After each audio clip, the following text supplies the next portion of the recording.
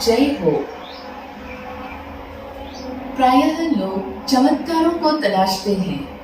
साधारण जनमानस चाहे किसी भी युग का रहा हो, सदा ही चमत्कारों को टोकता है।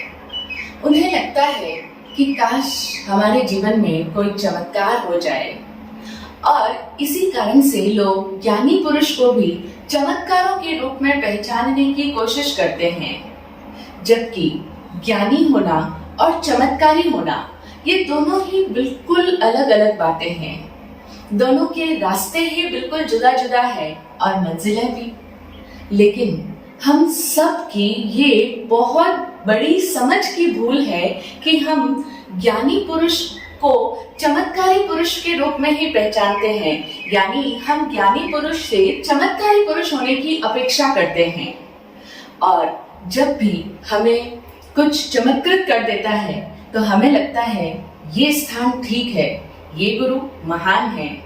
और फिर अगर कहीं जाने से हमारी इच्छाओं की पूर्ति होने लग जाए तो हम उस स्थान को और उस व्यक्ति को चमत्कारी मानना शुरू कर देते हैं। जिन इच्छाओं के पूरी होने की दूर दूर तक कोई आस न हो, विश्वास न हो, वे किसी के आशीष से पूरी हो जाए तो निश्चित ही हम उसे चमत्कार की संज्ञा दे देते हैं। और अक्सर तथाकथित साधु संत महात्मा, सो कॉल्ड बाबा गुरु जैसे लोग हमारे भीतर की इसी इच्छाओं की पूर्ति के लालच को और भय की वृत्ति को अपने उपयोग में ला करके उन्हें चमत्कारों के प्रति आकर्षित करते रहते हैं। और इसी तरह से साधारण जनता सदा ही अंधविश्वासी बनी रहती है और इसी के कारण से वे अपना प्रयोजन भी साधते रहते हैं।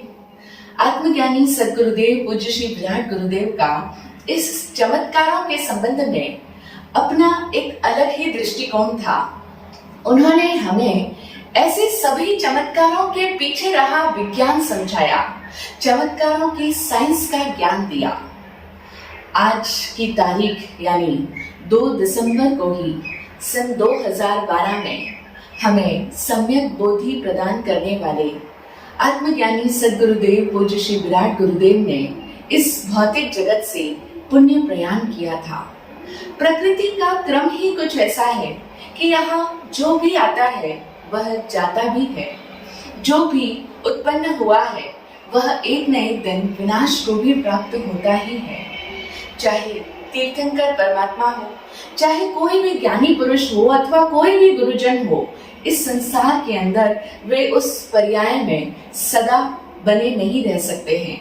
लेकिन तीर्थंकर भगवान महावीर ने त्रिपदी का ज्ञान दिया, जिसका तीसरा पद कहता है कि इस उत्पत्ति और विनाश के बीच में एक तत्व ऐसा है जो सदा ध्रुव बना रहता है, यानी जो शाश्वत होता है, और वह शाश्वत होती है उनकी वाणी।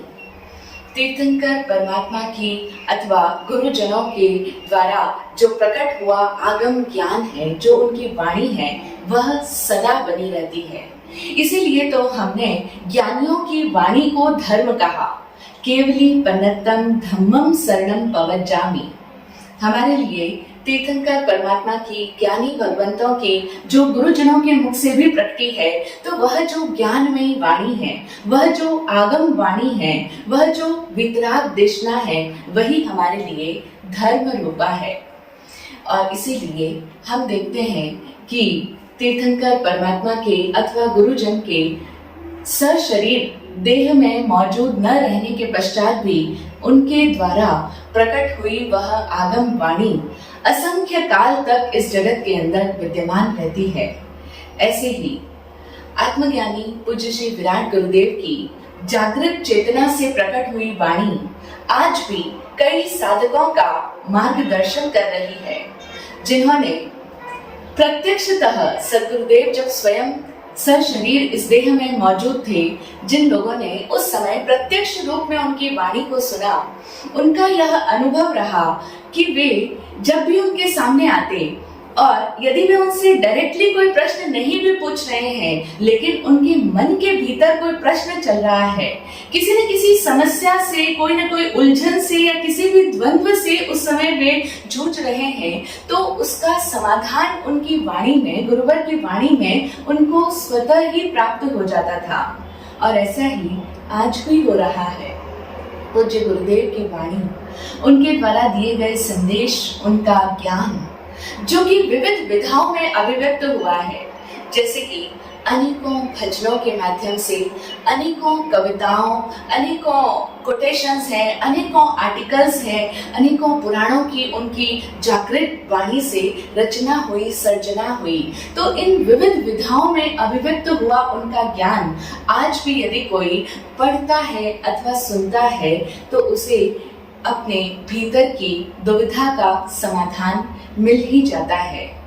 ऐसे हमारे आराध्य गुरुदेव सद्गुरुदेव पूज्य श्री विराट गुरुदेव के इस ज्ञान गुण को, उनके भीतर रहे सभी आत्मिक गुणों को और उनकी दिव्यता, भव्यता और गुरुता को भाव भरा वंदन नमन। एक बार की बात है, पूज्य गुरुदेव श्री से किसी ने प्रश्न कर लिया कि गुरुजी, क्या आप चमत्कार कर सकते हैं? क्योंकि हम अभी चमत्कार की बात कर रहे थे कि जनता जब भी अपनी इच्छाओं की पूर्ति कहीं होते देखती है तो उसे चमत्कारी व्यक्ति का नाम दे देती है। पूज्य गुरुदेव श्री से भी किसी ने प्रश्न कर लिया कि गुरुजी, क्या आप चमत्कार कर सकते हैं? तब गुरुजी ने कहा कि चमत्कार करना जादूगिरी है, और वह साधु जो चमत्कार करने में विश्वास रखता है, वह कोई जादूगर, नट, भांड, बहुरूपिया या मदारी तो हो सकता है, मगर साधु कभी भी नहीं हो सकता है। और तब गुरुजी ने चमत्कारों का विज्ञान समझाते हुए ये बताया कि इस जगत के अंदर कोई भी घटना कार्य कारण नियम और व्यवस्थाओं के तहत ही घटित होती है। इस जगत में चमत्कार जैसा कुछ भी नहीं होता है। हमें लगता है कि ये बड़ा चमत्कार हो गया, क्योंकि जब तक हम किसी घटना के विज्ञान को नहीं जानते हैं, तब तक हम उसे चमत्कारों के रूप में देखते हैं। हमारी अधूरी समझ और ज्ञान की कमी के कारण ही ये चमत्कार जैसी चीजें उत्पन्न हो जाती है। यानी हम जो अधूरी समझ के धारक हैं, हमारी समझ अधूरी है और हमें भी ज्ञान की कमी होती है। हम 360 डिग्री विजन से किसी भी चीज को नहीं देखते हैं। सचमुच हमारा ज्ञान कितना अधूरा है। हम लेट्स टेक एन एग्जांपल कि हमारे मन में बड़ी चाह है कि हमारे घर में किसी पुत्र का जन्म हो जाए, तो हम चाहते हैं कि हमारे यहाँ बेटा हो। और मान लीजिए कि आप किसी, जिसे आप सो कॉल्ड चमत्कारी व्यक्ति कहते हैं, उनके पास में गए और उन चमत्कारी व्यक्ति की कृपा से आपके यहाँ पर पुत्र का जन्म हो गया। लेकिन अब हम क्या देख पाते हैं?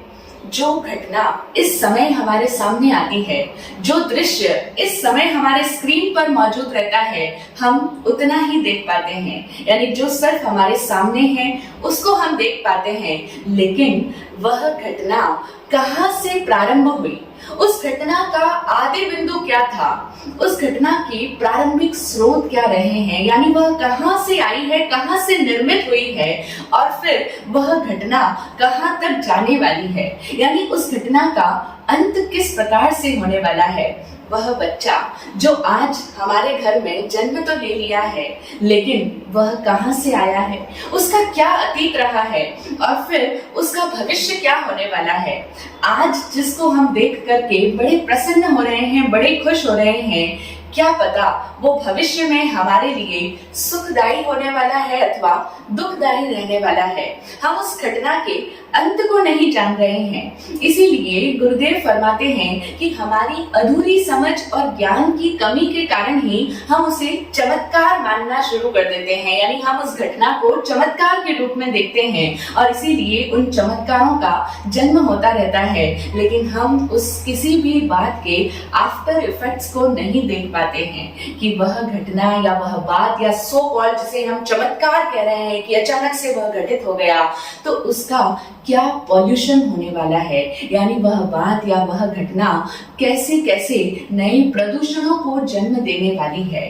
तो हम पूरी घटना का 360 डिग्री का विजन हमारे पास में नहीं होता है और इसी कारण से हम लोग उसे चमत्कार की संज्ञा दे देते हैं, जबकि इस सृष्टि में चमत्कार जैसा कुछ होता ही नहीं है। कोई व्यक्ति अगर कोई चमत्कार कर सकता है क्योंकि हमारे मन में ऐसी बड़ी अभिलाषा रहती है, और जब किसी ने ऐसा कोई चमत्कार कर दिया, हमारी इच्छा थी कि पुत्र का जन्म हो तो उसने पुत्र का जन्म करवा दिया, अथवा हमारे मन में धन की अभिलाषा थी और अचानक से ही हमारा कोई बहुत बड़ा फायदा हो जाता है, व्यापार में प्रॉफिट हो जाता है, तो हम उस व्यक्ति को चमत्कारी मान करके उस चमत्कार को नमस्कार करना तो शुरू कर देते हैं और हमारे लिए वही व्यक्ति बड़ा भारी चमत्कारी पुरुष हो जाता है।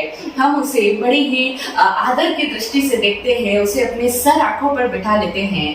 लेकिन हम समझें, वास्तविकता में तो वही साधु चमत्कारी कहला सकता है कि जिसके पास बैठने से, यानी जिसकी उपासना करने से किसी भी व्यक्ति के भीतर का पूर्ण रूपांतरण हो जाए, उसे सम्यक दृष्टि प्राप्त हो जाए, वही व्यक्ति या वही साधु या वही गुरु वास्तविकता में चमत्कारी कहलाने लायक है। पूज्य श्री विराट गुरुदेव के एक काव्य में, एक भजन में उभरी एक पंक्ति हमें इस बारे में बड़ी गहरी और अच्छी समझ प्रदान करती है। वो पंक्तियां कहती है, चमत्कार गुरु ज्ञान जगत में फलदाई आशीष गजब का, और मंडल तेज टपकता सदा सहायक सत्य तलब का, नजरे शांत सदा समभावी अविरस धारा नयन झरे, तो विराट गुण गान करे, तो विराट गुण गान करे। हमारी समझ की अशुद्धि को दूर करने वाली ही उनकी हर बात होती है। पूज्य श्री विराट गुरुदेव के मुख से निसृत हुआ एक भी शब्द, एक भी पंक्ति कभी भी निरर्थक या यूं ही नहीं हुआ करती थी। उनकी प्रत्येक वाणी में बड़ा गहरा मीनिंग छुपा रहता था। इस चमत्कार के बारे में उनका जो दृष्टिकोण है वो इन पंक्तियों के माध्यम से हमारे भीतर की समझ की अशुद्धि को भी दूर करने में सक्षम है। यहाँ भी बता रहे हैं कि चमत्कार गुरु ज्ञान जगत में, यानी इस जगत में अगर कोई भी चमत्कार है तो वह ज्ञान में है। जब भी किसी को भीतर बाहर का ज्ञान प्रकट हो जाता है तो उसे जीवन को देखने का संपूर्ण ढंग ही बदल जाता है, यानी उसका पूरा जीवन ही बदल जाता है। जीवन को देखने की दृष्टि ही पूरी तरह से बदल जाती है, क्योंकि अब वह घटनाओं के आर पार देख पाता है, और यही तो सबसे बड़ा चमत्कार है। इसीलिए तो हम नमो अरहंताणम कहते हैं, अरहंत भगवंत को नमस्कार करते हैं, क्योंकि वे अरहा है, और अरहा का मीनिंग होता है जिसके लिए अब कोई रहस्य नहीं रहा। अरहा, जिसके लिए कोई रहस्य शेष नहीं बचा, जानने के लिए अब कुछ भी रहस्य रूपा नहीं रहा है, वे है अरहा, यानी जिसके भीतर का पूर्ण ज्ञान प्रकट हो चुका है। तो अब उनके लिए कोई रहस्य नहीं बचा। वे घटनाओं के आर पार को देखते हैं, घटनाओं की आदि को भी देख पाते हैं और घटनाओं के अंत को भी देखते हैं। आदि मध्य और अंत जानकर जीत लिया सारा संसार, ऐसे अरहंत भगवंत होते हैं। तो इस दुनिया में अगर कोई सबसे बड़ा चमत्कार अगर है तो वह ज्ञान में है। और फिर हम चमत्कार शब्द भी इसलिए बोल रहे हैं क्योंकि ये शब्द बहुत प्रचलित है और हमारे प्रयोग में आता रहता है, इसीलिए हम भी चमत्कार का उपयोग ले रहे हैं। लेकिन वास्तविकता में ज्ञान अपने आप में अतिशय पूर्ण होता है, यानी ये चमत्कार नहीं होता, ये अतिशय कहलाता है। दो शब्द है जिन्हें हमें समझ लेना चाहिए। जनरली हम लोग चमत्कार चमत्कार चमत्कार इतना अधिक प्रयोग में लाते हैं कि हम हमेशा ही गुरु भगवंतों की बात को, या अभी जो हम बात कर रहे हैं ज्ञान को, इसको भी चमत्कार के रूप में ही ग्रहण करते हैं। लेकिन वास्तविकता में चमत्कार अलग चीज होती है और अतिशय अलग चीज होती है, और दोनों में बड़ा माइन्यूट सा डिफरेंस होता है, इसीलिए हम भ्रमित रहते हैं। चमत्कार वह होता है जो किया जाता है। अब हम कहेंगे हर बात की तो जाती है, नहीं, चमत्कार वह होता है जो किया जाता है, यानी जो करने के भाव से किया गया है, जो दिखाने के उद्देश्य से किया गया है, वह चमत्कार कहलाता है। लेकिन अतिशय वह होता है जो स्वतः होता है, यानी जो खुद ब खुद घटित होता है।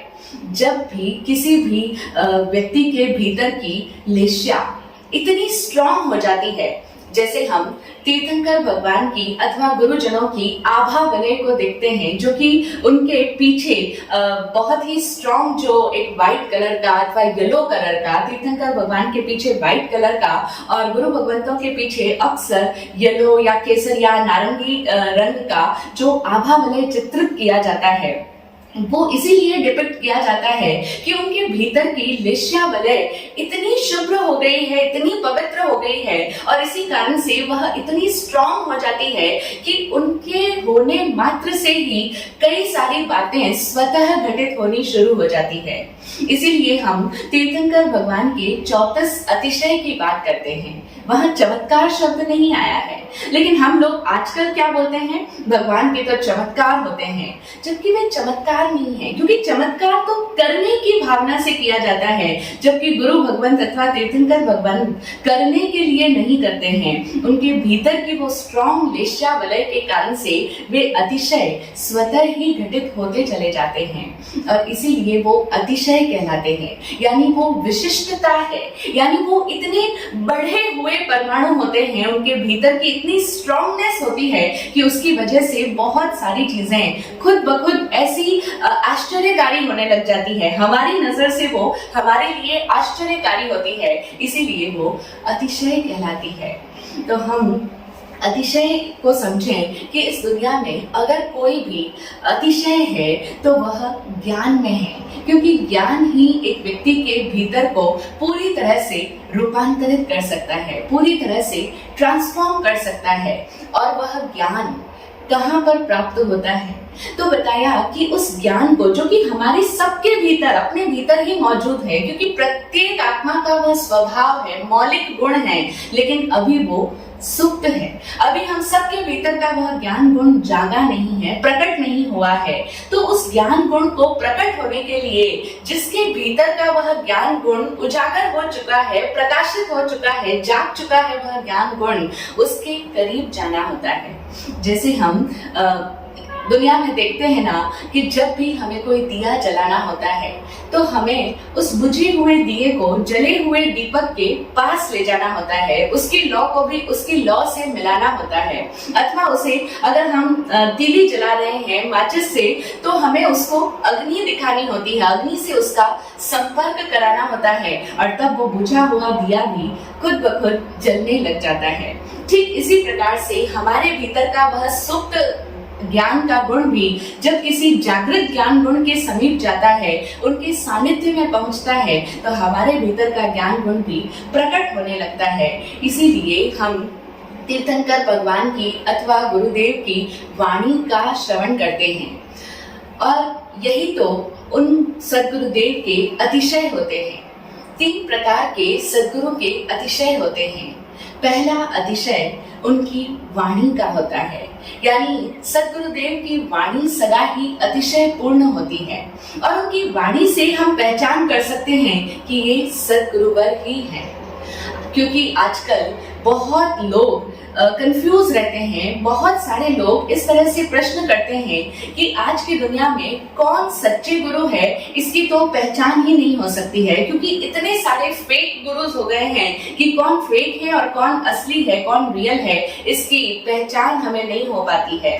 तो आत्मज्ञानी पूज्य श्री विराट गुरुदेव ने ऐसे सभी कंफ्यूज माइंड वाले लोगों के लिए पूर्व में ही ये ज्ञान प्रकाशित कर दिया। उन्होंने बताया कि सद्गुरु की पहचान के 3 संकेत चिन्ह हैं, यानी आपको अगर पहचान करनी ही है कि कौन सच्चे गुरु है तो आप उन्हें 3 संकेत चिन्हों से पहचान सकते हैं, जिसमें पहला है कि सद्गुरु की वाणी अतिशय पूर्ण होती है, अर्थात उनकी वाणी में अतिशय होता है। जब भी वो गुरु कोई वाणी प्रकट करे, कोई वाणी बोले, तो आप देखो कि क्या उनकी वाणी निर्लोभ है और निरपेक्ष है, क्योंकि सद्गुरु की वाणी में निर्लोभता और निरपेक्षता होती है। अब ये क्या होता है, तो निर्लोभता यानी हम समझ सकते हैं कि उनकी वाणी में कोई भी तरह का लोभ नहीं होता है और ना ही कोई तरह की अपेक्षा होती है। मेरेपन का कोई तरह का भाव नहीं होता, और जब मेरापन नहीं है तो तेरापन भी नहीं होता, यानी कोई भी प्रकार का भेदभाव नहीं होगा। तो पहला पहचान उनकी वाणी से हम कर सकते हैं कि उनकी वाणी निर्लोभ और निरपेक्ष होती है।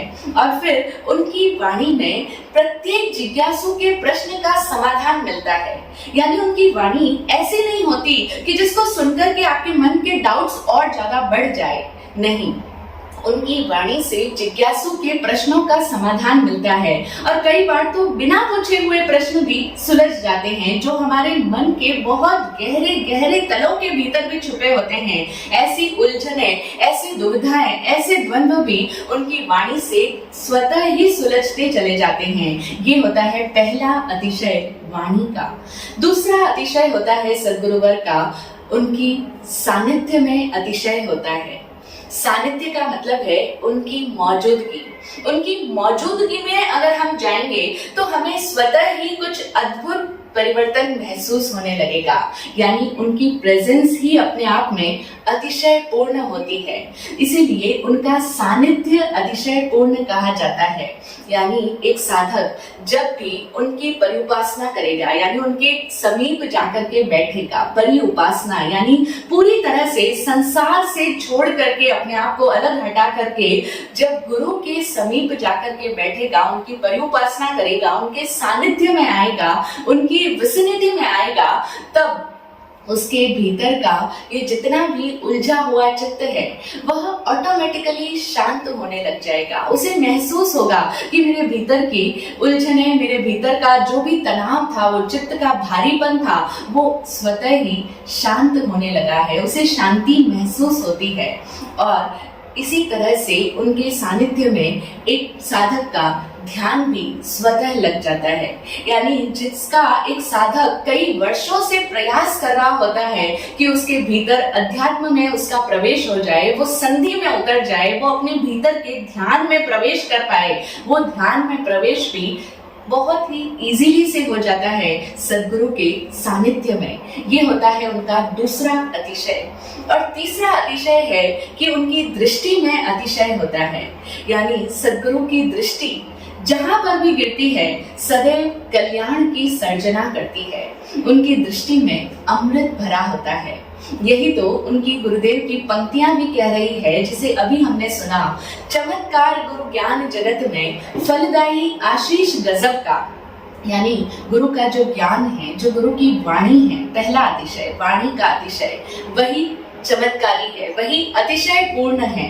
और फलदायी आशीष गजब का, जो उनका आशीर्वाद मिल जाए तब तो लोगों के वारे न्यारे हो जाए, यानी आशीर्वाद फलित होता है। वो करते नहीं है, वो स्वतः घटित होता है। ये उनकी वाणी का अतिशय है। फिर दूसरी पंक्ति कहती है, औरा मंडल तेज टपकता सदा सहायक सत्य तलब का। जो उनका औरा मंडल है, यानी जो आभा वलय है, जिस लेश्या की हम बात कर रहे थे, वो आभा वलय इतना अधिक पावरफुल होता है कि वो एक सत्य के शोधी के लिए, जो सत्य का शोधी है, यानी जो सच में ही सत्य को जानना चाहता है, जिज्ञासु है, शोधी है, उसके लिए उनका औरा मंडल ही बड़ा सहायक हो जाता है। यानी उनकी प्रेजेंस, एक गुरु की, एक ज्ञान को उपलब्ध चेतना की प्रेजेंस ही अपने आप में बहुत सारे ट्रांसफॉर्मेशन कर देती है एक सत्य के शोधी के भीतर। होना चाहिए कोई सच का शोधी, यानी वो ऐसे अपनी इच्छाओं के पूरी होने के लालच से ग्रस्त नहीं होना चाहिए। उसे इस दुनिया की इच्छाओं के पूरी होने का कोई भी मन के अंदर प्रलोभन नहीं होना चाहिए। वो सच में ही सत्य को जानने की इच्छा रखने वाला होना चाहिए। ऐसे व्यक्ति के लिए उनका औरा मंडल, उनकी प्रेजेंस ही बड़ी सहायक होती है, सदा सहायक सत्य तलब का। ये है उनका सानिध्य का अतिशय, जिसकी अभी हमने बात की, दूसरा अतिशय। फिर तीसरी पंक्ति श्रुति बता रही है कि नजरें शांत सदा समभावी अमीरस धारा नयन झरे। उनकी जो नजरें होती है वो सदा शांत और समभावी है। उनकी नजरों से सदा अमीरस झरता है। हम सुनते हैं ना कि आज जो सतीशय क्षेत्र में परमात्मा की मूर्ति से अमीरस झरा, अमी झरा पार्श्वनाथ भगवान हम कहते भी हैं। तो अमी का मतलब होता है अमृत। वो तीर्थंकर भगवान की अथवा उन्हीं के जो प्रतिनिधि सद्गुरुवर होते हैं उनकी दृष्टि में भी यह अतिशय होता है कि उनकी दृष्टि से अमृत रस झरता है। सद्गुरुदेव की तरफ से बड़ी ऊर्जा ट्रांसमिट हो रही है, बहुत भारी ऊर्जा उनकी तरफ से निकल रही है, लेकिन उस ऊर्जा को ग्रहण करने के लिए हमारे भीतर की जो रिसेप्टिविटी है वो भी तो ऑन होनी चाहिए, हमें भी तो ग्राहक होना होगा। तो यह है सद्गुरुवर का तीसरा अतिशय कि उनकी दृष्टि में अतिशय होता है। तो ऐसे होते हैं सद्गुरुदेव। हम उन सद्गुरु की पहचान इन 3 संकेत चिन्हों से कर सकते हैं, लेकिन नहीं, हम लोग शायद इस तरह से पहचान करते ही नहीं कभी गुरु की, और फिर हमेशा ही ये कहते रहते हैं कि आजकल कौन सच्चे गुरु है हम तो बता ही नहीं सकते, सब गुरु के नामधारी जो भी हैं वो सब ऐसे ही होते हैं। बड़ी जल्दी से हम सबके ऊपर आक्षेप लगा देते हैं, क्योंकि साधारणतया हम लोग सद्गुरु को किस तरीके से पहचानते हैं, यानी हम गुरु की पहचान इन 3 प्रकार से करते हैं। पहला हम करते हैं कि अगर कोई व्यक्ति किन्हीं परंपराओं का बहुत ही डेडिकेटेडली उनका फॉलोअर है, यानी कोई परंपराओं का अंधानुकरण कर रहा है, परंपराओं का अनुगामी है, लीक पर चल रहा है, जैसे उनके धर्म गुरु ने उन्हें बताया था वो उसी अनुसार चल रहे हैं, और फिर बड़ी भारी उनकी गादी है, कोई उस धर्म गुरु की गादी का उत्तराधिकारी है, वो उस परिपाटी का पालक है, तो हम लोग समझते हैं ये भी अपने आप में बड़ा भारी गुरु है। तो हम जो परिपाटियों का पालन करने वाले हैं हम उन्हें गुरु समझते हैं, लेकिन ये हमारी पहली भूल होती है कि हम गुरु को परिपाटी वश बना लेते हैं कि हमारे घर की ये मान्यता है, हमारे घर वाले सारे अमुक अमुक गुरु को मानते आए हैं, उन्हीं की पाठ परंपरा में जो भी उनकी गादी पर विराजमान हुए हैं हम उन्हीं को मानते हैं, क्योंकि वो सभी धर्म परंपराओं का पालन करते हैं, तो इस वजह से हम भी उन्हें गुरु मान लेते हैं। ये हमारी प्रथम भूल है। दूसरा, हम लोग जनरली सद्गुरु को आकर्षण वश बना लेते हैं, यानी जब भी हम कुछ ऐसा देखते हैं कि वाह ये व्यक्ति, इसकी बातें, इसका चेहरा, इसका स्टाइल कितना आकर्षित कर रहा है, और जो भी ऐसे लोग होते हैं उनकी बातें बड़ी आकर्षक होती है, बड़ी लज्जेदार भाषा में वे भाषण देते हैं, तो उस तरह की भाषण से, उस तरह की बातों से कोई भी साधारण व्यक्ति बड़ी जल्दी अट्रैक्ट हो जाता है। तो हम आकर्षण वश उन गुरु को बना लेते हैं, यानी जहां भी हम इम्प्रेस हो गए तो हमने उन्हें गुरु बना लिया, हमने उन्हें गुरु के स्थान पर बिठा दिया। ये हमारी दूसरी भूल होती है।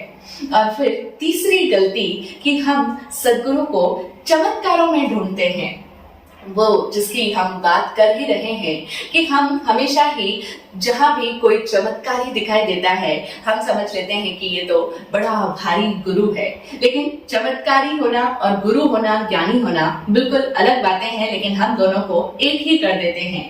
तो सद्गुरु वह नहीं होता जो राख से अंगूठा निकाल रहा है, या जो मुर्गे को इंसान बना रहा है या इंसान को जानवर बना रहा है।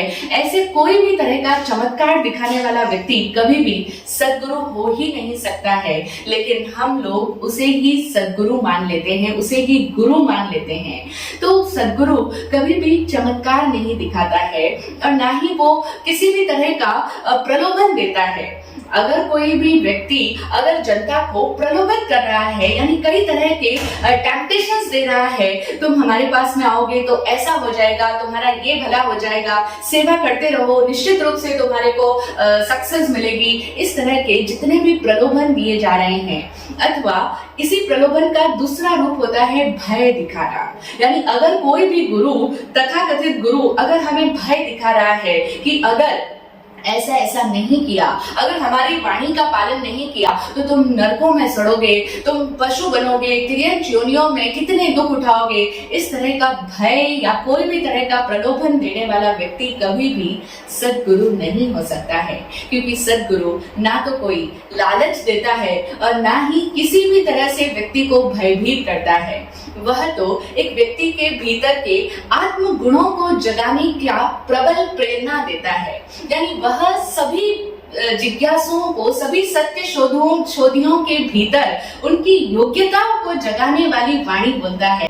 तो इस तरह से हम सद्गुरु की पहचान कर सकते हैं और जिन 3 कारणों से हम गुरु को मानते हैं, गुरु बनाते हैं, वो 3 जो भ्रमित करते हैं हमें, उन 3 कारणों से हम दूरी बनाए रखें और जो वास्तविकता में ही ज्ञान की वाणी हमें प्रदान कर रहे हैं, हमारे भीतर की, हमारे अंदर प्रेरणा का संचार कर रहे हैं, वास्तविकता में तो वही ज्ञानी पुरुष है, क्योंकि वो हमें स्वयं को भी गुरु बनाना चाहते हैं, हमारे अंदर की आत्मिक योग्यताओं का जागरण करवाना चाहते हैं। इसीलिए आत्मज्ञानी सद्गुरुदेव पूज्य श्री विराट गुरुदेव के जीवन में 10 वर्षों का जो प्रत्यक्ष सानिध्य हमें प्राप्त हुआ, उन 10 वर्षों में हमने सदा महसूस किया कि उनकी वाणी हमेशा ही जो भी उनके सामने आया, चाहे कोई भी हो, चाहे कोई भक्त हो उनका अथवा अभक्त हो, यानी विभक्त हो उनसे, उनका भक्त ना भी हो, उनको नहीं मानने वाला हो,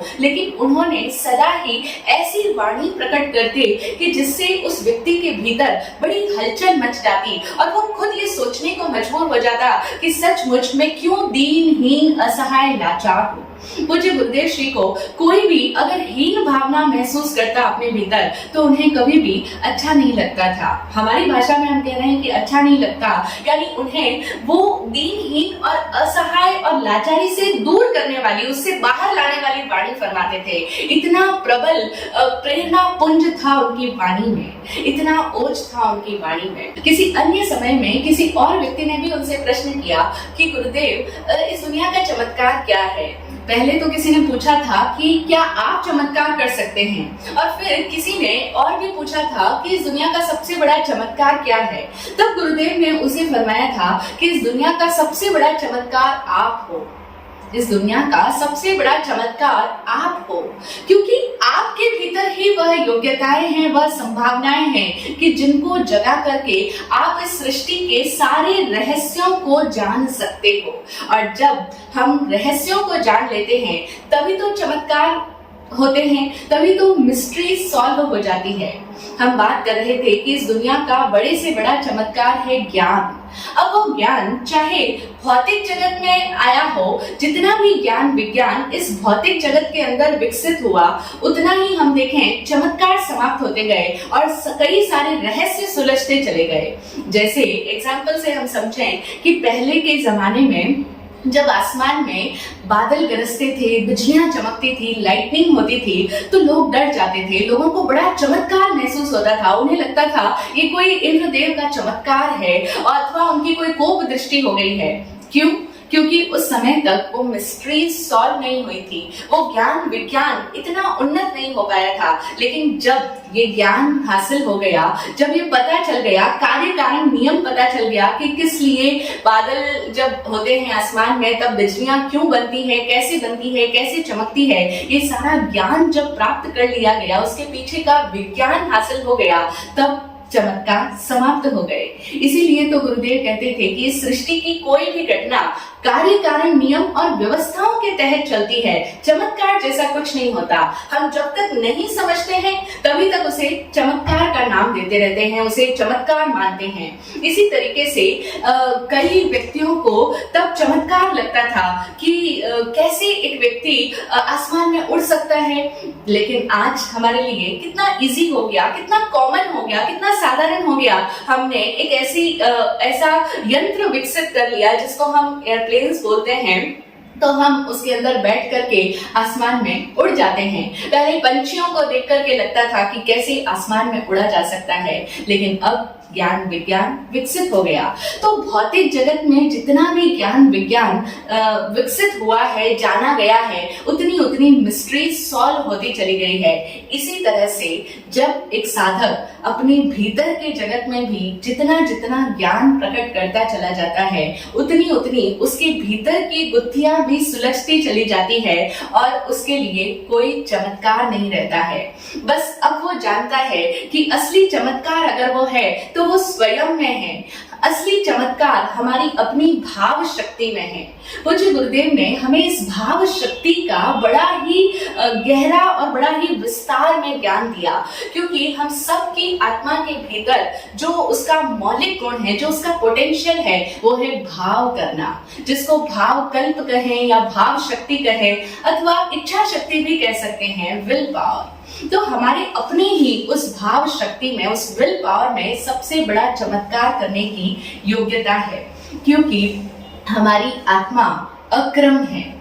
प्रकृति सदा ही क्रमबद्ध है। क्रमबद्ध यानी इन ऑर्डर है। हम हमेशा सुनते हैं ना, लॉज ऑफ नेचर, जो प्रकृति के सिद्धांत होते हैं। कई सारे लॉज है। पहला तो है सर्वाइवल ऑफ द फिटेस्ट। इस तरह से हम law of attraction, law of manifestation वगैरह बहुत सारे लॉज की बात करते हैं, लेकिन वो सारे लॉज किसके हैं? नेचर के हैं। यानी प्रकृति क्रमबद्ध है, लेकिन आत्मा जो है, जो पुरुष जिसे कहा गया सांख्य दर्शन में, हम जिसे आत्मा कहते हैं, वो आत्मा अक्रम है। वो कोई ऑर्डर में नहीं है, वो बियॉन्ड एवरी ऑर्डर है, वो सभी क्रमों से पार है। इसीलिए हमने कभी लॉज ऑफ सोल नहीं सुना। आत्मा का कोई क्रम नहीं होता। आत्मा अक्रम है, इसीलिए अक्रम है क्योंकि उसके भीतर भाव शक्ति है। और अगर हम उस भाव शक्ति को जगा ले, उस भाव शक्ति का प्रयोग करें, तो हम बहुत कुछ घटित कर सकते हैं। जैसा कि जीसस के बारे में कहा जाता है कि जेरूसलम के यीशु ने एक बार किसी पहाड़ से कहा कि हे पहाड़, तुम मेरे रास्ते से हट जाओ, और पहाड़ उनके रास्ते से हट गया। यानी पर्वत ने उन्हें रास्ता दे दिया। श्री कृष्ण भगवान के लिए कहा जाता है कि उन्होंने अपनी रानियों से कहा कि तुम जाकर के यमुना नदी से बोल देना कि वो तुम्हें रास्ता दे दे। यानी ऐसे अद्भुत जिन्हें हम चमत्कार कहते हैं, वो सारे चमत्कार हमारी नजर में वे चमत्कार हैं, लेकिन एक प्रबल भाव शक्ति के मालिक व्यक्ति के लिए वो कोई चमत्कार नहीं है, क्योंकि वो अपनी भाव शक्ति से अगर किसी चीज को आदेश दे दे, निर्देशित कर दे, तो वह घटना घटित हो जाती है। तो हमारी भाव शक्ति ठीक ऐसे ही काम करती है जैसे हम कैरम बोर्ड का गेम देखते हैं।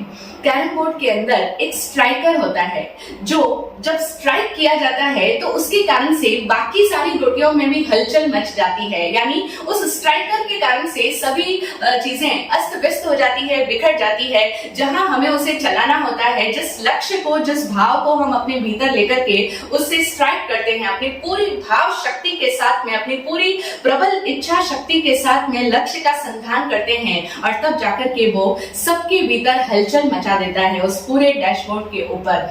ठीक इसी तरीके से हमारे भाव भी स्ट्राइकर की तरह काम करते हैं, और इस प्रकृति के जितने भी पुद्गल परमाणु हैं, उनके भीतर हलचल मच जाती है। हमारे भावों से ही तो ये पूरी प्रकृति संचालित होती है। इस प्रकृति का हर पुद्गल, हर परमाणु व्यक्ति के भावों से संचालित हो रहा है। तो अगर हम अपनी उस भाव शक्ति का संचालन कैसे किया जाता है, अगर हमें ये आ जाए कि कैसे हम भी अपनी उस भाव शक्ति को प्रबल करें, मजबूत बनाएं, अगर हम उसे सीख जाएं, तो हम भी अपने भावों का सम्यक संचालन करके इस सृष्टि के समस्त रहस्य को अनावृत कर सकते हैं, अर्थात जान सकते हैं। वे सारे रहस्य हमारे लिए भी उजागर हो जाएंगे।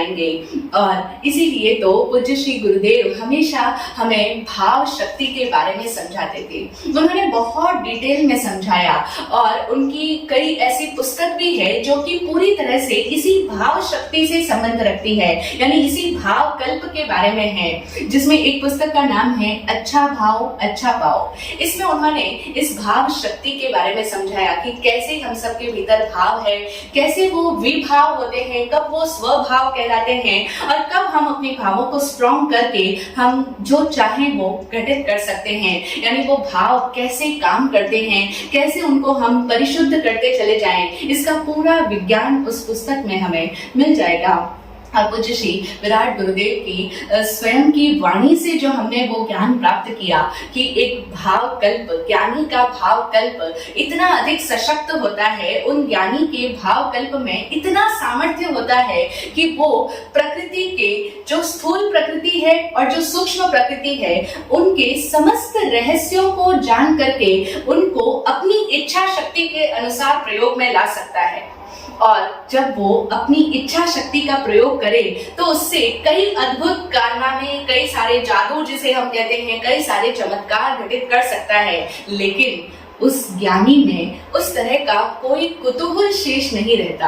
यानी वो कर सकता है क्योंकि उसके भीतर की भाव शक्ति इतनी प्रबल हो गई है, उनका भाव कल्प इतना सशक्त हो गया है कि अब उसमें इतना सामर्थ्य है कि वो प्रकृति के भीतर अपनी इच्छा शक्ति से उसको प्रयोगित कर सकता है, उसको अपने उपयोग में ला सकता है। लेकिन उनके भीतर उस तरह का कोई कुतूहल शेष नहीं रहता। यानी अब उनके भावों में कोई चंचलता नहीं बचती है। इसीलिए तो हम देखते हैं कि कभी भी किसी भी ज्ञानी पुरुष ने कोई चमत्कार नहीं दिखाए। हाँ, उन्होंने सहज ज्ञान दान दिया, उन्होंने वाणी फरमाई जिससे ज्ञान मिला लोगों को। और जब भी जिसने भी उस ज्ञान में वाणी को अपने भीतर ग्रहण किया, यानी उस ज्ञान दान को स्वीकार किया, उनका जीवन चमत्कारिक रूप से परिवर्तित होता जरूर देखा गया। जैसे कि समन प्रभु महावीर 24वें तीर्थंकर परमात्मा भगवान महावीर की वाणी से जो 500 शिष्यों के गुरु थे, पंडित थे, अभिमानी थे, वैसे इंद्रभूति गौतम भी अहंकार से मुक्त हो गए। कैसे हुए? ये चमत्कार से कम था? कितना बड़ा चमत्कार था जो स्वयं को महापंडित समझता था, इतना अभिमान था कि मैं इतने शिष्यों का गुरु हूँ और ये देवगण कहाँ जा रहे हैं। पूरी कहानी हम सबको पता ही है। तो वे भी भगवान की वाणी से अहम से मुक्त हो गए। यही तो सबसे बड़ा चमत्कार होता है गुरुओं का कि वे सहज ज्ञान दान देते हैं और उस ज्ञान दान से अनेकों लोग अद्भुत रूप से पूरी तरह से ट्रांसफॉर्म हो जाते हैं। और अगर किसी भी ज्ञानी की उपासना से एक व्यक्ति का रूपांतरण हो जाए तो यही तो इस सृष्टि का सबसे बड़ा चमत्कार कहलाएगा। इसी तरह से प्रभु महावीर की वाणी से अर्जुन माली द्वेष से मुक्त हो गए। ऐसे अनेकों जीवात्माएं अपने अपने जो उनकी ग्रंथियां थी उन सभी ग्रंथियों से मुक्त होते चले गए। इसी तरह से हम सुनते हैं तथागत गौतम बुद्ध की वाणी से अंगुलीमाल जैसे डाकू भी सहज अहिंसक हो गए और सत्य के मार्ग का अनुसरण करने लग गए। तो इस दुनिया में अगर सबसे बड़ा कोई चमत्कार है तो वो मानव का स्वयं का रूपांतरण है। यानी जब इंसान ही पूरी तरह से बदल जाए तो यही तो सबसे बड़ा चमत्कार है, यही उन गुरुओं का अतिशय है। तो हम सभी के भीतर का वो ईश्वरीय तत्व जाग जाए, यानी हम सबके भीतर भी वह चमत्कार घटित हो। और ऐसा चमत्कार पूज्य गुरुदेवों की कृपा से सदा ही होता रहा है, हर युग में होता रहा है। पहले भी हुआ है, कई लोगों के भीतर ट्रांसफॉर्मेशन घटित हुआ है, वे पूरी तरह से रूपांतरित हुए हैं अथवा रूपांतरण की यात्रा पर चल पड़े हैं। कुछ रूपांतरण हुआ है और कुछ हो रहा है। तो ऐसा पहले भी हुआ है, वर्तमान में भी हो रहा है और आगे भी सदा होता रहेगा, क्योंकि गुरुओं की वाणी अमर है, वो कभी मरती नहीं। इस सृष्टि के भीतर असंख्य काल तक मौजूद रहती है, बस हमें उसे ग्रहण करने का तरीका आना चाहिए और हमारे भीतर सत्य की शोध होनी चाहिए, जिज्ञासा होनी चाहिए। तो सद्गुरुदेव की कृपा से, आशीर्वाद से हम सबके भीतर भी वो अद्भुत रूपांतरण घटित हो और हम सबकी चमत्कारिक रूप से बदल जाए, हमारी दृष्टि मिथ्या दृष्टि से सम्यक दृष्टि हो पाए। यही सद्गुरुदेव से प्रार्थना है और यही हमारे भीतर का सद्भाव है, मंगल भाव है। ओम शांति, ओम शांति। जय हो, जय हो।